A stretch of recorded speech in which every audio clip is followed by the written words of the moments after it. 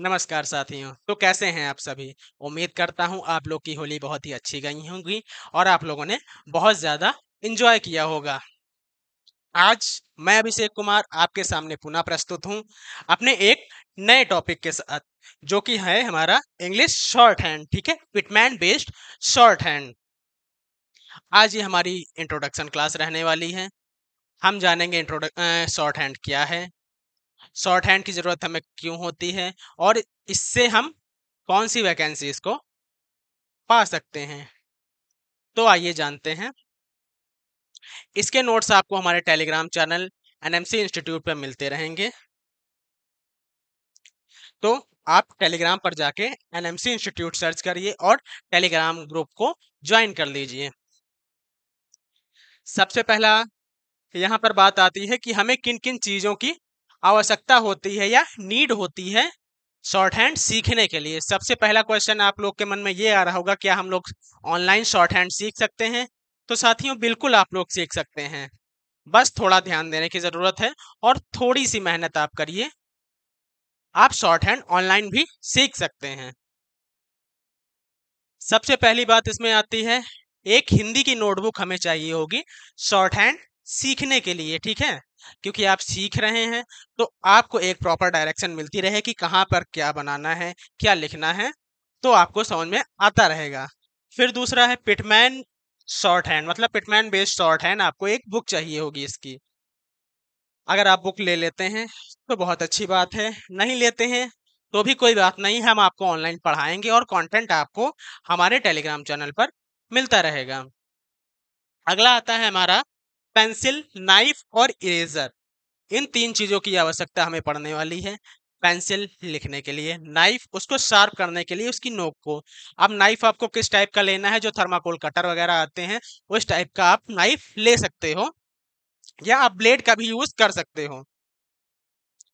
अगला है इरेजर, आपको एक इरेजर चाहिए होगी। फिर है बेसिक डिटेल्स, इसके बारे में कुछ बेसिक डिटेल्स हम जान लेते हैं कि शॉर्ट हैंड को इन्वेंट किसने किया, कब इन्वेंट हुई और कहाँ पे ये इन्वेंट की गई थी, ये जान लेते हैं। सबसे पहला क्वेश्चन आता है आपका, when was short hand was invented, short hand का आविष्कार कब हुआ था। तो हमारा साथियों, शॉर्ट हैंड का आविष्कार हुआ था 1837 में। ठीक है, 1837 में हमारा शॉर्ट हैंड का आविष्कार हुआ था। उसके बाद where was shorthand invented, मतलब कहां पर शॉर्ट हैंड को इन्वेंट किया गया था या कहां पर इन्वेंट हुई थी ये, या इसका आविष्कार कहां हुआ था। Short hand was invented in England. साथियों, शॉर्ट हैंड का आविष्कार इंग्लैंड में किया गया है। कहां पर हुआ है, इंग्लैंड में। Who invented the short hand. अब एक क्वेश्चन और बन जाता है आपका यहाँ से, शॉर्ट हैंड का आविष्कार किसने किया था, या शॉर्ट हैंड को आविष्कार करने वाले का नाम क्या था। तो शॉर्ट हैंड का आविष्कार करने वाले का नाम था sir Isaac Pitman. Sir Isaac Pitman इनका नाम था। इन्हीं के नाम के ऊपर पिटमैन शॉर्ट हैंड का नाम पड़ा है या रखा गया है, जैसा भी हम बोलें। अब आगे बढ़ते हैं हम अपनी नेक्स्ट स्लाइड पर। अगला है आपका, important rules should be follows. यहाँ पे रूल्स है, टाइपिंग मिस्टेक है थोड़ी। Important rules should be follows मतलब कुछ विशेष नियम जिनका हमें फॉलो करना है। सबसे पहला है right according to the pronunciation, मतलब हमें बोलने के ऊपर जाना है। ठीक है, बोलने के ऊपर लिखना है, जो हम बोल रहे हैं उसके हिसाब से लिखना है, स्पेलिंग पर नहीं जाना है। जैसे कैट लिखा हुआ है साथियों, for example cat, CAT cat. ठीक है, तो हम CAT कैट ना लिख के KAT कैट लिखेंगे। ठीक है, KAT कैट मतलब प्रोनाउंसिएशन वही निकल रहा है, और आप ट्रांसलेट करते वक्त समझ भी जाओगे कि हाँ, ये कैट लिखा हुआ KAT कैट नहीं होगा बल्कि CAT कैट होगा। तो इसके बारे में जब आप सीखते जाओगे तब आपको पता चल जाएगा कैसे क्या लिखना है। ठीक है, अब देखते हैं व्हाट इज, नहीं सॉरी, अभी दूसरा पॉइंट है हमारा, नीट एंड क्लीन राइटिंग, मतलब हमें साफ और सुथरा लिखना है साथियों। मतलब बिना भी गंदगी किए हुए पेज पर हमें साफ और सुथरा लिखना है। फिर उसके बाद है less use of eraser, eraser का आपको कम से कम यूज करना है। अभी आपकी शुरुआत है तो आप यूज कर सकते हो, कोई बात नहीं, लेकिन आप कोशिश करिएगा कि इरेजर का कम से कम इस्तेमाल करें। व्हाट इज शॉर्ट हैंड, अगला क्वेश्चन है आपका, शॉर्ट हैंड क्या है? तो shorthand is a symbolic language, मतलब shorthand is a symbolic language या it is a symbolic language आप बोल सकते हो, या एक सिंबॉलिक भाषा है। नीड, इसकी जरूरत क्यों पड़ी? टू राइट स्पीडी, इसको काफी तेजी से लिखने की जरूरत है, मतलब काफी तेजी से लिखने के लिए जरूरत पड़ी। Shorthand is a symbolic language which is the written at the time of speaking. अब वही पॉइंट आपको यहाँ पे क्लियर कर दिया गया है कि eight the time of speaking, जैसे मैं बोल रहा हूँ तो मेरे बोलने के साथ साथ आपको शॉर्ट हैंड की लैंग्वेज में आप अपनी मेरी स्पीच को लिख सकते हो, या मैं जो लेक्चर दे रहा हूँ आपको वो आप लिख सकते हो, ठीक है। हमारी ऐसे नॉर्मल लैंग्वेज की बात करें तो उसमें थोड़ा बहुत टाइम नहीं, थोड़ा बहुत नहीं, काफी ज्यादा टाइम जाएगा, हमारी स्पीड के हिसाब से आप लिख भी नहीं पाओगे। लेकिन अगर शॉर्ट हैंड की बात की जाए तो शॉर्ट हैंड में आप हमारी स्पीड के अकॉर्डिंग और इंक्लूड स्पीड से भी ज्यादा तेजी से आप लिख पाओगे, जितनी स्पीड से मैं बोल रहा हूँ उससे भी ज्यादा स्पीड से आप लिख पाओगे अगर आपकी अच्छी खासी प्रैक्टिस है तो। अब आगे बढ़ते हैं हम।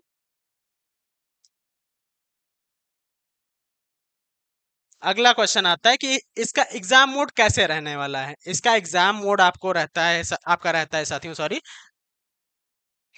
ऑनलाइन या ऑफलाइन, दोनों मोड का इसका एग्जाम रहता है। अगर बात की जाए ऑनलाइन मोड तो वो आपका एसएससी कंडक्ट कराती है, लेकिन ऑफलाइन मोड जैसे अदर डिपार्टमेंट हो गए तो कोई कोई डिपार्टमेंट आपका ऑफलाइन मोड भी कराता है, जैसे स्टेट डिपार्टमेंट का, स्टेट गवर्नमेंट का स्टेनोग्राफर हो गया या स्टेनो के एग्जाम्स हो गए, तो वो ऑफलाइन भी कंडक्ट होते हैं। तो आप जिस भी डिपार्टमेंट में फिलअप कर रहे हो उसके हिसाब से आप लेके चलिए, ठीक है। वही बात यहाँ पे बताई है इन्होंने, सीबीटी बेस्ड, ठीक है, सीबीटी बेस्ड मतलब कंप्यूटर बेस्ड टेस्ट। अगला है वही चीज यहाँ पे फिर से है, and other department like state government stenographer exams are conducted in offline mode, मतलब ऑफलाइन मोड भी इसके एग्जाम कंडक्ट कराए जाते हैं। अब आगे देखते हैं।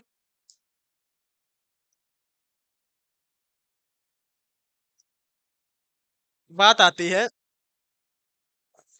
इसमें सब्जेक्ट कौन कौन से रहने वाले हैं। तो मैं आपको एक बात क्लियर कर दूं कि शॉर्ट हैंड के एग्जाम में सबसे पहला फेज होता है आपका रिटन एग्जाम या सीबीटी बेस्ड या ऑफलाइन मोड, आप जैसे भी पेपर दे रहे हो वो, उसमें सब्जेक्ट आपके रहने वाले हैं इंग्लिश। इंग्लिश आपकी 100 मार्क्स की आती है साथियों, ये एसएससी का मैं बता रहा हूँ। बाकी अदर डिपार्टमेंट जैसे स्टेट गवर्नमेंट वाले में हिंदी भी आती है, तो जो बच्चे हिंदी वाले हैं उनको टेंशन लेने की जरूरत नहीं है, वो हिंदी का स्टेनोग्राफर का फॉर्म अप्लाई कर सकते हैं, ठीक है। सॉरी, हिंदी का नहीं, मतलब स्टेट गवर्नमेंट का आप अप्लाई करिए, उसमें आपके हिंदी और इंग्लिश शायद ऑप्शनल रहती है, लेकिन हिंदी रहती जरूर है। अगला है आपका रीजनिंग। रीजनिंग भी आप की आती है 50 मार्क्स की, और जीके जीएस की बात करें तो ये भी 50 मार्क्स की आपकी आती है। साथियों एक बात और, अगर आपको इंग्लिश की प्लेलिस्ट चाहिए या इंग्लिश के वीडियोस चाहिए तो आप इंग्लिश बाय मुकेश सर के वीडियोस देख सकते हैं। रीजनिंग की बात की जाए तो उमेश सर, आयुष मौर्य सर और लोकू सर के वीडियोस भी आप देख सकते हैं। वहीं अगर बात की जाए जीएस की तो जीएस के वीडियोस आपको शिवम सर के मिल जाएंगे, विजय राजपूत सर के मिल जाएंगे और अजय सर के मिल जाएंगे। आप इनके वीडियोस देख सकते हो। अगर आप इंग्लिश मीडियम वाले हो तो विजय राजपूत सर, आयुष मौर्य सर, इन दोनों के वीडियोस आप देख सकते हो। और अगला देखते हैं हम अपना, सबसे पहला फेज है क्वालिफाई द सीबीटी बेस्ड या ऑफलाइन एग्जाम। जैसा भी आपने क्वालिफाई किया, अगर आप फर्स्ट फेज क्वालिफाई कर ले जाते हो तब आपको क्या करना है, then pass the skill test. उसके बाद आपको स्टेनोग्राफर जो आप सीखने वाले हैं आपसे, उसको पास आउट करना है या उसका पेपर देना है। फॉर ग्रेड सी इसमें दो वैकेंसीज आती हैं साथियों, ग्रेड सी और ग्रेड डी की, ठीक है। तो ग्रेड सी की अगर हम बात करें तो ग्रेड सी में 100 वर्ड पर मिनट के हिसाब से डिक्टेशन बोला जाता है, जो कि 10 मिनट का होता है, ठीक है। 10 मिनट्स का आपका डिक्टेशन चलता है, 100 वर्ड पर मिनट, ठीक है। यानी कि अगर इसके अकॉर्डिंग कैलकुलेट किया जाए तो आपके टोटल रहेंगे 1000 वर्ड्स रहेंगे, ठीक। जिसको आपको ट्रांसलेट करने का टाइम मिलता है 45 मिनट्स, ठीक है। आपको डिक्टेशन बोल दिया गया, उसके बाद आपको 45 मिनट्स का टाइम दिया जाएगा उसको ट्रांसलेट करके सिस्टम पर टाइप करने के लिए, ठीक है। तो टेंशन लेने की जरूरत नहीं है, जो डिक्टेशन आपका 10 मिनट का बोला जाएगा वो इन 45 मिनट्स में इंक्लूड नहीं है, ठीक है। वो 45 मिनट्स आपको अलग से दिए जाएंगे। अगला है ग्रेड डी के लिए, हम देख लेते हैं। ग्रेड डी के लिए 80 वर्ड पर मिनट के हिसाब से आपकी स्टेनोग्राफर की स्पीड ली जाती है। इसका जो डिक्टेशन, इसका भी डिक्टेशन 10 मिनट्स के लिए रहता है। और ट्रांसलेशन के लिए इसमें 55 मिनट्स दिए जाते हैं, ठीक है।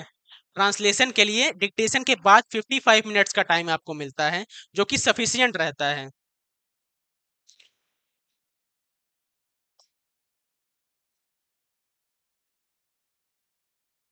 अगला है आपका, सॉरी, स्लाइड चेंज कर लेते हैं। मिस्टेक रिलैक्सेशन, मतलब कितनी छूट आपको मिलती है अपनी गलतियों पर, ठीक है। गलतियां आपकी शॉर्ट हैंड की साथियों नहीं चेक होती हैं, ठीक है। शॉर्ट हैंड जो आपने अपनी लैंग्वेज लिख रखा है उसके समझने की जिम्मेदारी आपकी अपनी है कि उसको आप समझकर ट्रांसलेट करिए सिस्टम पर। लेकिन आपकी शॉर्ट हैंड चेक नहीं होने वाली, जो आप ट्रांसलेट करके आप अपने सिस्टम पर ट्रांसलेट करके टाइप करोगे, मिस्टेक्स आपकी उसमें ढूंढी जाएंगी कि आपने क्या गलत लिखा है और क्या सही लिखा है, ठीक है। तो शॉर्ट हैंड जो आपने अपनी भाषा में लिख रखा है तो उसमें टेंशन लेने की जरूरत नहीं है, आप सही सही सिस्टम पर टाइप करिए, ठीक है। अब देखते हैं यहाँ पे मिस्टेक्स। ग्रेड सी के लिए 1000 वर्ड्स का डिक्टेशन था, अभी बताया था मैंने। और 50 मिस्टेक्स इन 1000 वर्ड्स में 50 मिस्टेक्स को अलाउ किया गया है, ठीक। मतलब 50 गलतियों को मान्यता दी गई है कि आप 50 गलतियों तक की कर सकते हो ग्रेड सी के लिए, ठीक। और ग्रेड डी की अगर वही बात की जाए तो ग्रेड डी के लिए 800 वर्ड्स का डिक्टेशन है और टोटल 56 मिनट, मतलब 56 मिनट्स की अनुमति आपको मिली है, ठीक है। या सॉरी, वर अलाउड, ठीक। मतलब 56 मिस्टेक्स आप ग्रेड सी के लिए, नहीं सॉरी, डी के लिए अलाउ हैं। अगर बात की जाए एसएससी में इन दोनों को अप्लाई करने का, तो आपके पास तीन ऑप्शन विजुअल रहते हैं, grade C, grade D and both C and D. मतलब आप दोनों के लिए भी अप्लाई कर सकते हो, या केवल सी के लिए या केवल डी के लिए। तो मेरा सुझाव रहेगा कि आप दोनों के लिए अप्लाई करिए, grade C and D. Then अगला देखते हैं हम।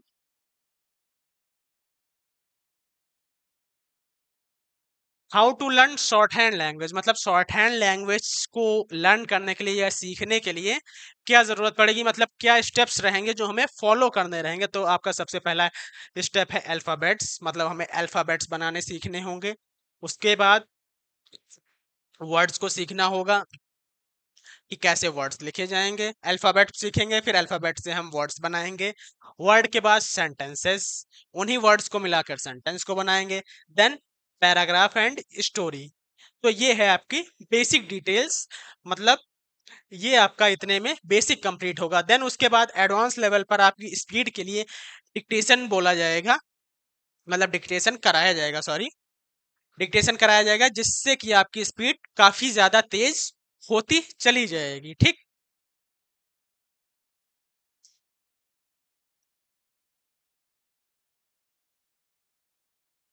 अगर आपको, आप लोगों ने अब तक हमारा YouTube चैनल सब्सक्राइब नहीं किया है तो सब्सक्राइब कर लीजिए और बेल आइकन को प्रेस कर दीजिए, ताकि हमारे आने वाले वीडियोस की जानकारी आपको मिलती रहे। और ज़्यादा से ज़्यादा लोगों तक आप इसे शेयर करिए, ताकि ज़्यादा से ज़्यादा लोग हमसे जुड़ सकें और हम आपके लिए इसी तरह का कंटेंट लाते रहें।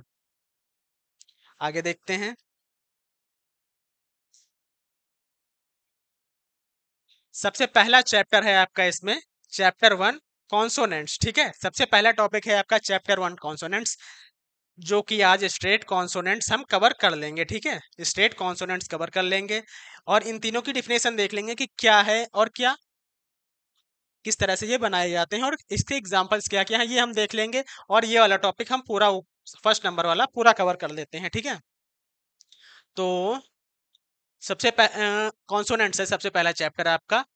बात आती है कॉन्सोनेंट्स कितने टाइप के होते हैं, तो आपके टोटल 3 टाइप्स के होते हैं। पहला स्ट्रेट, दूसरा कर्व और तीसरा स्पेशल कॉन्सोनेंट्स, ठीक है।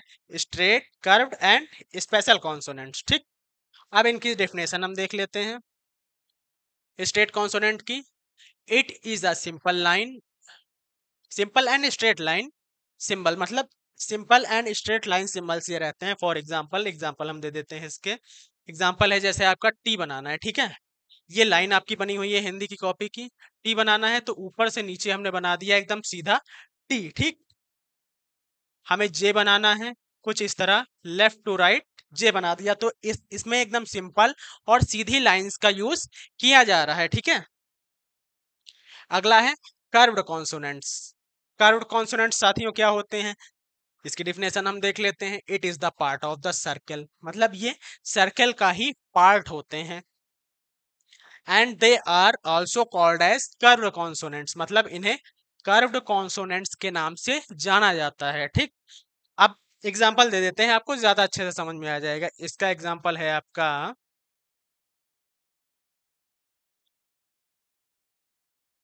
जैसे आपको एम लिखना है साथियों, एम, ठीक है ना। तो एम के लिए आपने कुछ इस तरह बना दिया, ये आपका एम हो गया, ठीक है। आपको एस लिखना है, कुछ इस तरह सर्कल का पार्ट बना दिया, ये आपका एस हो गया। आपको जेड लिखना है तो इसी एस को डार्क कर दिया, वो जेड हो जाएगा। तो लाइट और डार्क अभी आपको समझ में आ जाएगा, ये टॉपिक जब हम कवर कराएंगे तो लाइट और डार्क का कॉन्सेप्ट क्या होता है ये आपको समझ में आ जाएगा काफी अच्छे से। अगर आपको समझ में नहीं आता है तो कमेंट करिए, हमसे पूछिए, ठीक है। कमेंट सेक्शन में आप पूछिए, हम पूरा प्रयास करेंगे कि आपकी समस्या का समाधान कर सकें, ठीक है। अगला है आपका स्पेशल कॉन्सोनेंट्स। तो स्पेशल कॉन्सोनेंट्स की एक सिंपल सी डिफिनेशन है, it is a mixture of या it is a combination of straight and curved consonants. ये इन्हीं दोनों का मिक्सचर होता है स्पेशल कॉन्सोनेंट्स, ठीक है। स्पेशल कॉन्सोनेंट्स क्या होते हैं, इन्हीं दोनों के मिक्सचर होते हैं साथियों, ठीक। तो आइए आगे देखते हैं, हमारे टॉपिक की ओर बढ़ते हैं, जो कि है हमारा स्ट्रेट कॉन्सोनेंट्स, ठीक।